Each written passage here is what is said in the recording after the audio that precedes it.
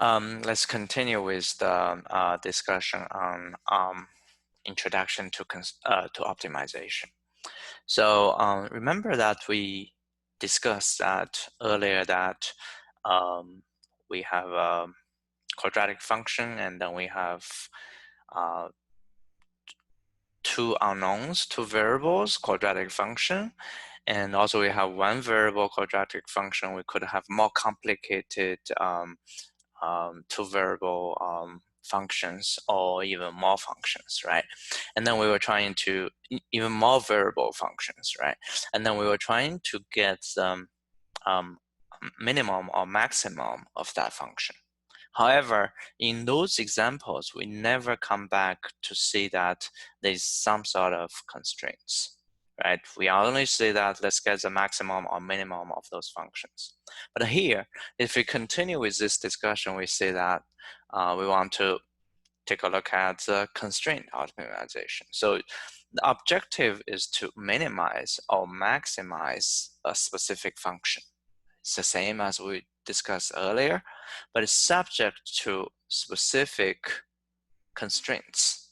Two types of constraints could be quality constraints, could be inequality constraints.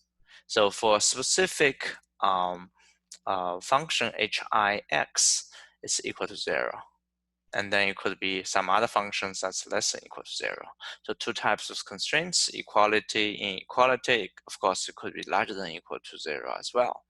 But the majority of the time, we could take one way or the other, because if it's less than or equal to 0, you can easily to change it to larger than or equal to 0 by multiplication of -1 on both sides. So essentially, less than or equal to 0 is equivalent to larger than or equal to 0 in terms of the constraints. So now, let's say, let's look at the chart on the left-hand side. So we have some sort of boundary, right? You can see that g1x less than or equal to 0 is this specific area, and g2x less than or equal to 0 is so less than or equal to 0 is essentially somewhere here on this direction, and then g2x less than or equal to 0 somewhere in this direction, and then g3x less than or equal to 0 is in this direction, and then anything that lives in this space is something called a feasible solution. So as a result, this type of region, we call it as feasible region, because in these regions, you would be able to find feasible solutions. Now, feasible essentially is possible, right? But we haven't talked about minimal or maximum yet. You have to be feasible, that is to say, it's possible first before we talk about optimal. In other words, all the solutions, the optimal solutions has to be somewhere in this feasible region. Okay, so let's say again, let's take a look at what we have on the right-hand side. For minimization function of fx equal to x squared is subject to x larger than or equal to 2. So we're saying that we can only take this region. So if we don't have this constraint, x larger than or equal to 2, we know our minimum should happen here, x equal to 0. But if we have this constraint, then we know our minimum should be happening here, x equal to 2, so that we get the minimum of the function of x squared being 4. So that is something we call constraint optimization. So give you an introduction on constraint optimization here.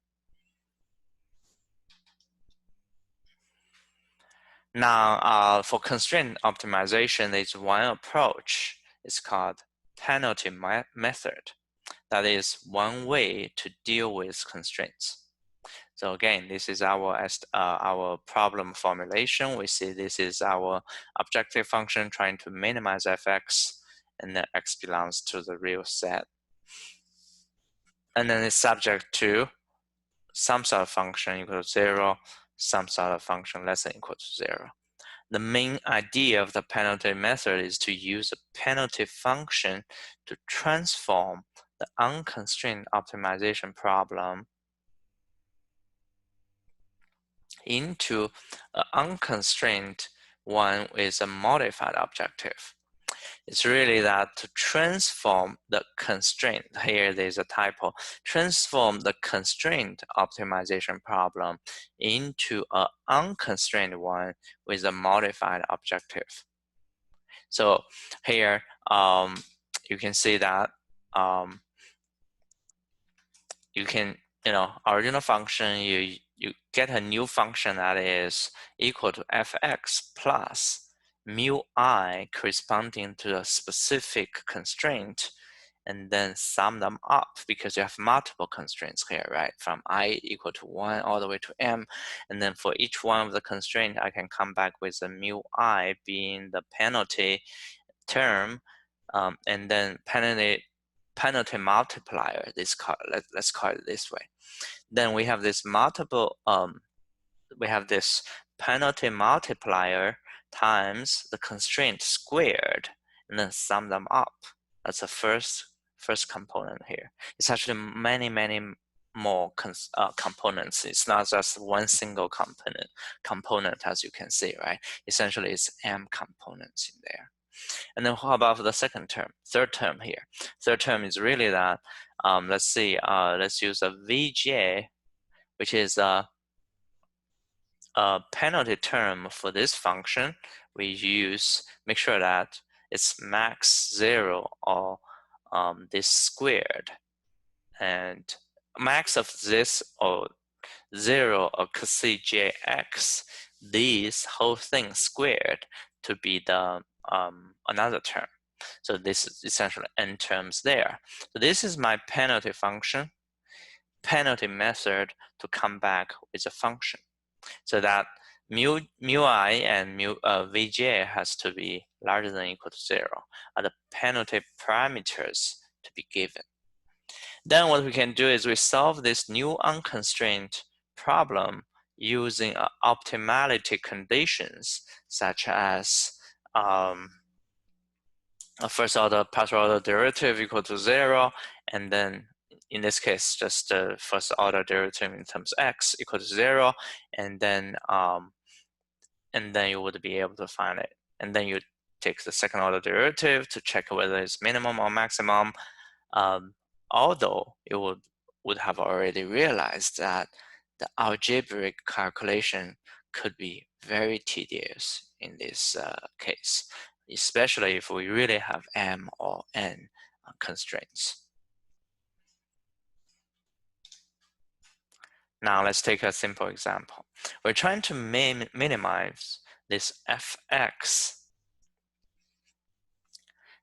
equal to 40 x minus 1 squared.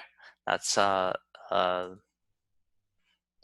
this is our function that we're trying to minimize, and then we subject to single inequality that is x minus a larger than or equal to 0 is a given value of a, to say that x has to be larger than or equal to a in this case. Without any constraints for the function, for this function we know, because this is squared, it has to be positive or 0 or positive. So in that case, the minimum should occur when x minus 1 squared equal to 0, so that x is 1.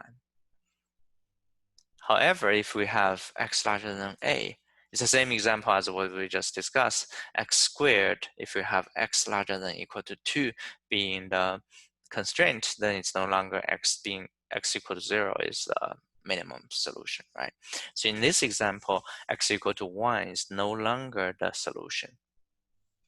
Even with this constraint, if a is less than 1, then the result is still 1. That we know because we want x larger than or equal to a. If a is less than or equal to 1, then x equal to 1 is still the minimum. If a is larger than 1, then the minimum should occur at the boundary x star equal to a with this particular value.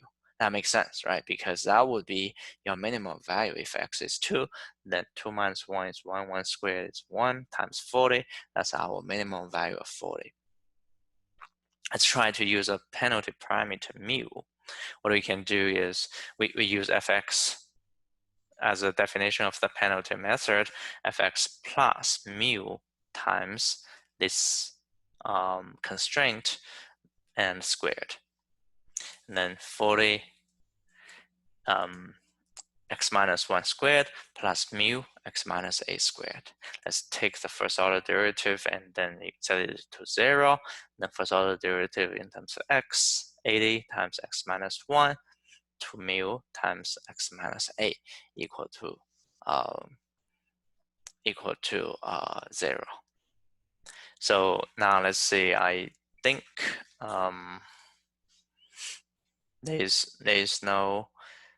there should have no minus sign here. Let me see here. 80 x minus 1 plus 2 mu x minus a equal to 0. If we do that calculation, 80x minus 80 plus 2 mu x minus 2 mu a equal to 0, so that we have 80x plus 2 mu x equals 2 mu a plus 80. So so that you have 80 plus 2 mu. So based on my calculation, this should be positive plus mu a plus mu. This should be positive because we don't have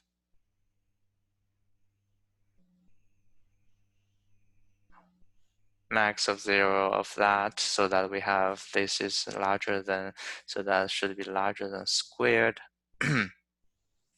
Yes, this should be positive. So this is a typo again. This should be positive. I'll correct this slide. This should be positive, positive, positive.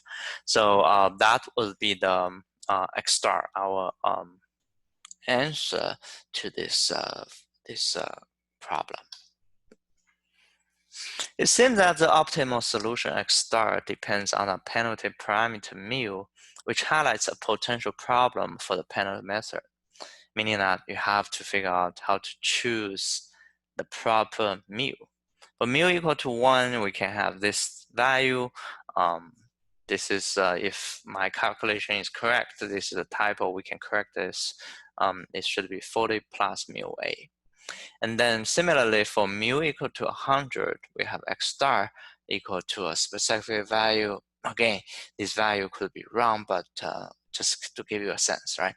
The true optimum solution, x star equal to 5, can be approximated if mu is sufficiently large. Now you see that the value of this algorithm. In fact, if mu is larger than, way larger than 1, is very, very larger than 1, we have this relationship, meaning it would be still x star approximately being a, which leads to the correct optimum solution because we know that a is in this case we know that a is given.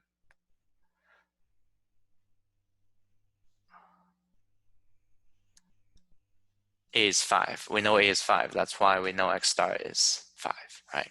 Which leads to the correct optimum solution. The question is, how large is large enough? How large is large enough? The answer seems to be, it depends. The designed quality of the solution. It really depends on the design quality of the solution. However, a very large mu may cause numerical problems. So in this case, it's okay if you put a 1 million, or if you put a 1 trillion, it potentially can cause some numerical calculation problem. Just be aware of that. Okay, now this is one method we said, a penalty method to translate a constrained optimization problem to an unconstrained optimization problem. Okay, there's one way that is a little bit slightly different from the penalty method, which is actually still a variation of the penalty method. This method is called the method of Lagrangi multipliers. It can deal with equality constraints effectively without any undetermined parameters. So it's the same thing. Objective is fx, and then a constraint is hx equal to 0. The idea is to introduce a Lagrangian multiplier lambda. It's the same as what we discussed as the penalty multiplier to form a Lagrangian function. Lagrangian function is defined by L in this case, equal to fx plus lambda times hx. Now you see the difference, a little bit slightly difference. Number one, equality constraint. It has to be equality constraint, number one. Number two, there's no more hx squared anymore, right? It's only lambda times the constraint itself. Now it converts the original constraint problem into an unconstrained one. Then we can treat lambda as an extra parameter variable and solve the new problem as usual in terms of stationary conditions, meaning taking the first order derivative or first partial order derivative in terms of x, in terms of lambda to solve the problem. Now, if we have multiple equalities, m in this case, then what we can do is we introduce m multipliers lambda j to form this Lagrangian function. Now, for n dimension. So once we have n dimension, in this case, m dimension or n dimension, then what we can do is we take partial order derivative in terms of x, in terms of lambda 1, in terms of lambda 2, in terms of lambda 3, all the way to lambda m in this case. And then take those partial order derivative and then set them equal to 0, trying to find the proper solution for this set of equations. Now, as just mentioned, it takes the first order derivative in terms of xi to that, and then it set them to 0, and then do the for each of the constraint multiply lambda j, you do partial order derivative L in terms of lambda j to get your xj function set it equal to 0, which have m plus n equations, and then to try to solve all of this set of equations to find your optimum solution. Now let's use this example. It's got the monkey surface defined by fxy equal to x cubed minus 3xy squared. Has no unique minimum or maximum. The point x equal to 1, x equal to y equal to 0 is a saddle point. So with the additional equality x minus y squared equal to 1, this is our new constraint, we would be able to find a unique minimum, which is a blue dot that we show it there. So let's see how we get that value. So what you can do is you use initial function f and h, and then you use f plus lambda times h, f plus lambda times h. Now we take the first order derivative of L. Here we use phi. That's okay, whichever that we want to use. L in case that we can use phi in terms of x. So that 3x squared minus 3y squared plus lambda equal to 0. That's the first one. Second one, in terms of y, we can do 0 minus 2 times 3xy plus negative 2y times lambda equal to 0. And in terms of lambda, you can do is this is 0, this one is x minus y squared minus 1, which is essentially h, right? As we said, in terms of lambda, it would be hx. h equal to 0. And then the second condition,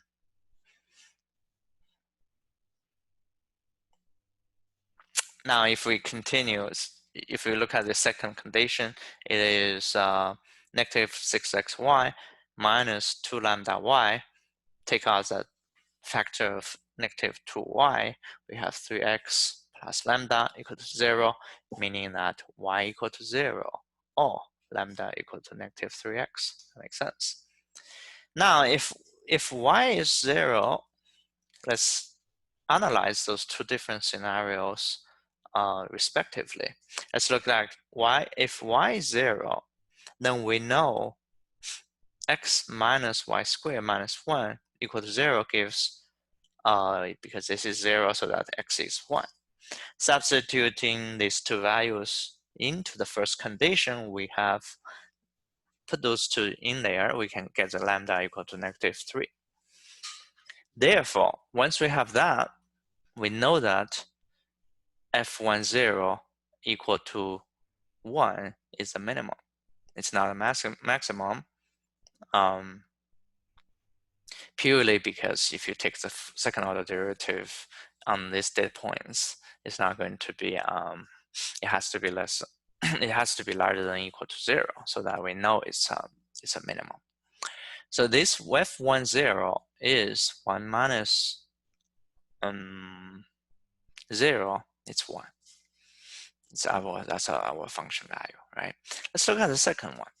Lambda equal to negative 3x. The first condition becomes put this lambda in there, you got this, and then use the third equation, which is x is y squared plus 1, and then you do the substitution of x into that original equation, and then you simply get 3 times y powered by 4 plus 2 equal to 0, which is impossible to satisfy for any real numbers.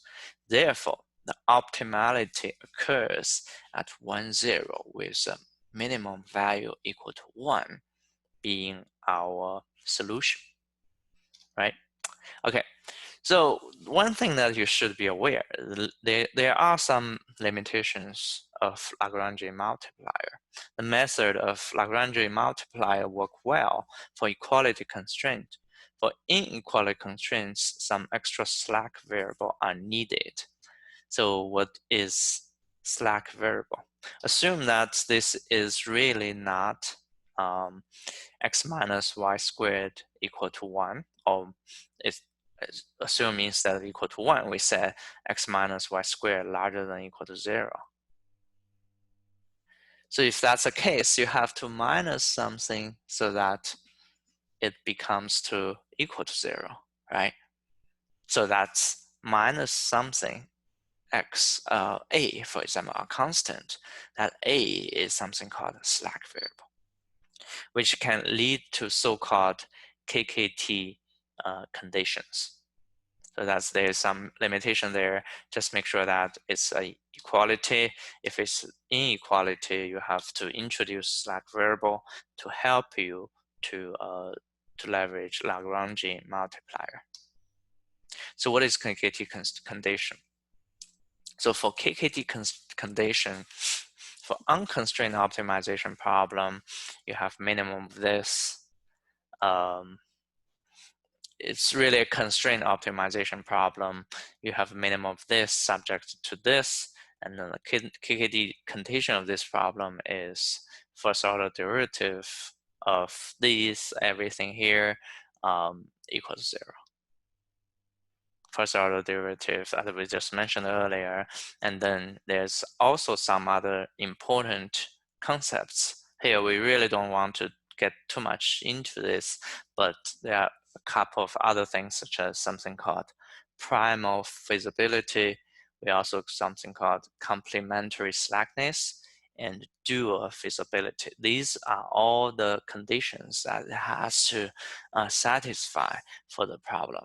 And then, it's primal, complementary, dual, all these functions, all these definitions are very extensive for optimization. At this point, is as serving as an introduction. We're not going to continue with all of these conditions. Just be aware that the solution algorithm for Lagrangi multiplier, we do have this equality constraints. Let's put it this way. Okay. And then KGT conditions are neat and useful to prove certain theorems concerning optimization. The proof of the KGT conditions is beyond this part of the syllabus. However, these neat conditions are not very useful to solve the optimization problems in practice. Okay. That's KGT conditions. These are the reference for the slides and for the first chapter. And then just pay attention that in addition to this, you should be aware that there are many different software packages for optimization and data mining and machine learning, including R, Python, C++, Java, and Julia, and MATLAB, Octave implementations in terms of optimization, right? For example, a couple of useful Wikipedia links can be very helpful for list of optimization software, for data mining and machine learning software, for deep learning software. It's available in the textbook to make sure that you can review some of these pages to get a sense. So for now, for the first chapter, we discussed what is optimization, what is algorithm. But you probably start wondering, why do we want to learn this, right? I really want to assure you, very quickly you would realize that a lot of data mining algorithms are coming from optimization theory. In other words, the formulation of the problem itself is an optimization problem. So if you have to at least, you don't need to know all of the solution algorithms, but at least you should be aware, what is this problem? What type of optimization problem it is? I don't know exactly how to apply KGT conditions, but at least I would be able to leverage the software, either R, Python, or C++, or Java, be able to solve my solution. Once I have solved my problem and get my solution of the optimization problem. Okay, this serves as an introduction of optimization, and then we'll continue next time. Thank you.